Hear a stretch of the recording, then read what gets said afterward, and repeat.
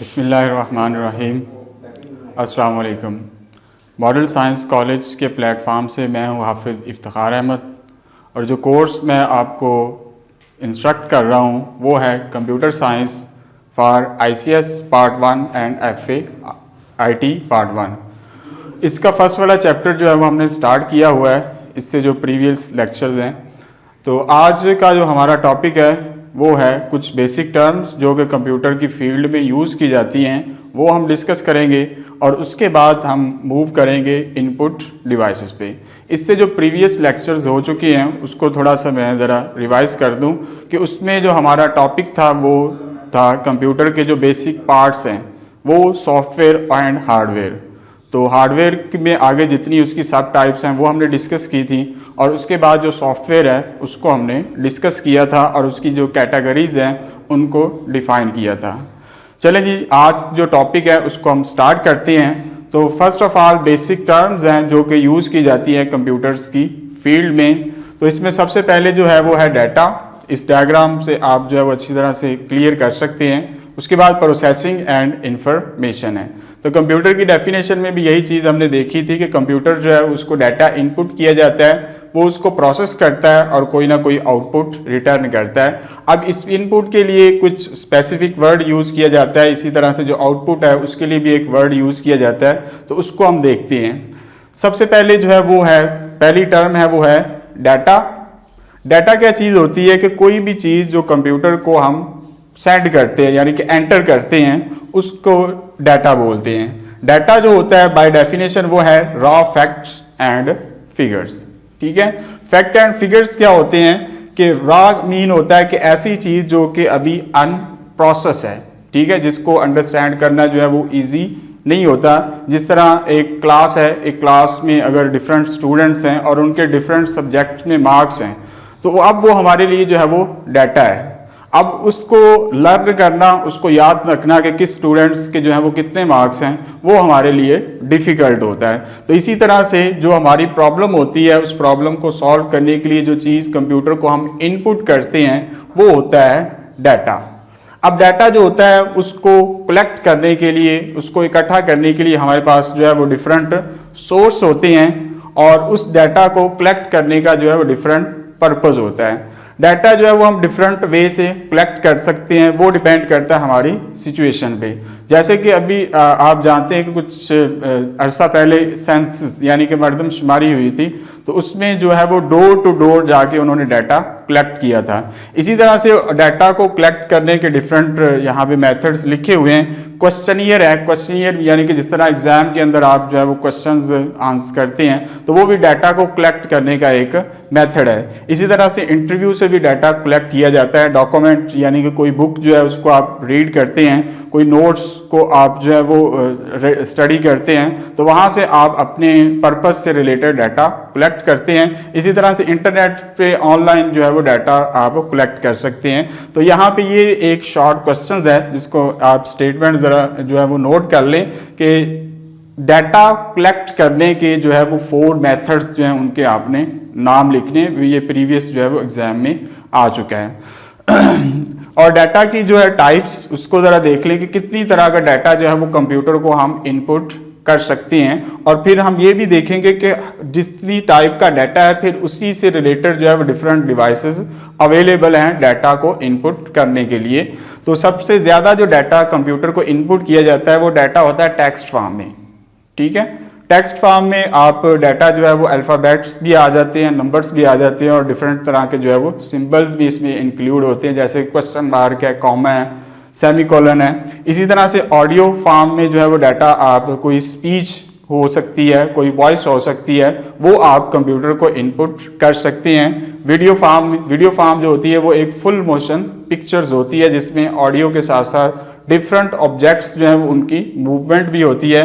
और fourth form of जो data है वो in the form of graphics है। ग्राफिक्स में कोई पिक की फॉर्म में आप डाटा जो है वो कंप्यूटर को इनपुट कर सकते हैं, कोई चार्ट हो सकता है। जिस तरह से मोस्टली आप जो है ऑनलाइन अगर कोई फॉर्म फिल करते हैं किसी जगह पे एडमिशन के लिए या कोई जॉब के लिए तो वहाँ पे पिक्चर की जो है वो रिक्वायरमेंट होती है, तो वो जो डाटा की कैटेगरी है उसको हम बोलते हैं ग्राफिक्स। ठीक है। इसको इन तीनों चीज़ों को डाटा प्रोसेसिंग और इन्फॉर्मेशन को एक एग्जांपल के साथ जो है वो हम साथ साथ एक्सप्लेन करेंगे।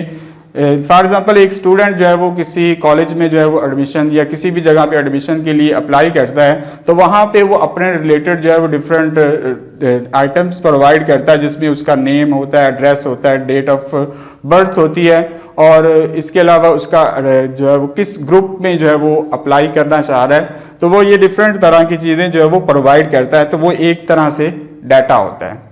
अब आ जाएं इसके नेक्स्ट पार्ट पे। जब कंप्यूटर को डाटा दे दिया जाता है, अब वो उसको कन्वर्ट करता है उस फॉर्म में जो यूज़र की रिक्वायरमेंट है कि यूज़र जो है वो कंप्यूटर को डाटा किस लिए प्रोवाइड कर रहा है, उस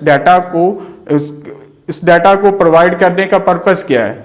तो इस टर्म को हम बोलते हैं processing, the process of converting data into information. तो इस प्रोसेस को हम बोलते हैं प्रोसेसिंग, और इसके लिए एक और वर्ड यूज़ किया जाता है जिसको हम बोलते हैं कंप्यूटिंग। तो इसके तीन पार्ट्स होते हैं प्रोसेसिंग के। एक इसका पार्ट जो होता है वो होती है इनपुट, उसके बाद प्रोसेसिंग होती है, और थर्ड पार्ट जो है वो होती है आउटपुट होती है। यानी कि ये आपका जो डाटा है, जो यूज़र ने डाटा कंप्यूटर को दिया है, उसको उस फॉर्म में कन्वर्ट करेगा जो यूज़र की रिक्वायरमेंट है।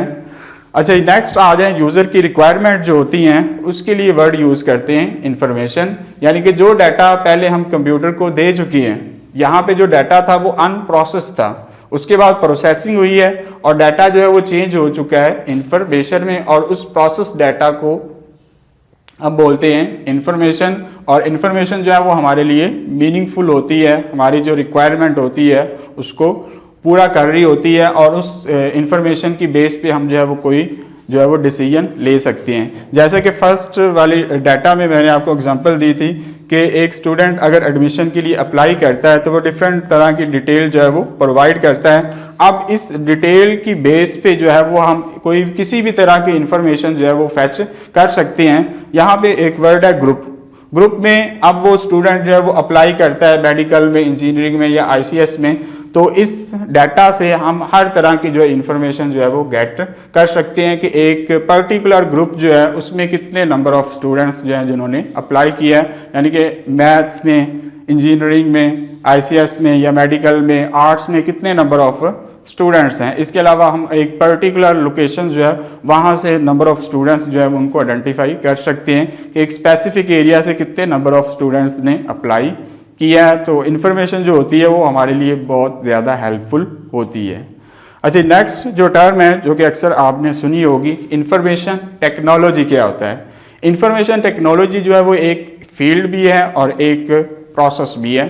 इंफॉर्मेशन टेक्नोलॉजी एक ऐसा प्रोसेस है जिससे हम कंप्यूटर को यूज़ करते हुए कोई भी इंफॉर्मेशन जो है वो एक जगह से दूसरी जगह सेंड कर सकते हैं, एक दूसरे के साथ जो है वो कम्युनिकेशन कर सकते हैं। और इस फील्ड की वजह से हमारी जो पूरी वर्ल्ड है वो एक ग्लोबल विलेज बन गई है। हम इजीली जो है वो एक दूसरे के साथ कम्युनिकेट कर सकते हैं।